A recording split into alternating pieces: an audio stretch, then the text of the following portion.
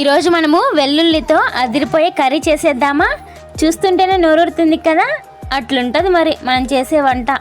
మనల్ని మనం పొగుడుకుంటే బాగుండదు, కానీ మీరే స్వయంగా మీ చేత్తో వండి టేస్ట్ చేసి ఎలా వచ్చిందో చెప్పండి. ఇంకా లేట్ ఎందుకు, స్టార్ట్ చేద్దాం పదండి.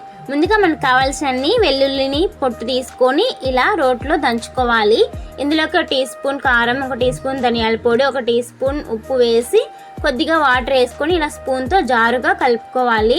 తర్వాత ఒక ప్యాన్లోకి కొద్దిగా ఆయిల్ వేసి జీలకర్ర, కరివేపాకు వేసి వేయించాలి. వేగిన తర్వాత ముందుగానే నూరు పెట్టుకున్న వెల్లుల్లి పేస్ట్ని వేసి ఒక 5 నిమిషాల పాటు కలుపుకోవాలి. తర్వాత ఇందులోకి చింతపండు రసం వేసి కలుపుకోవాలి.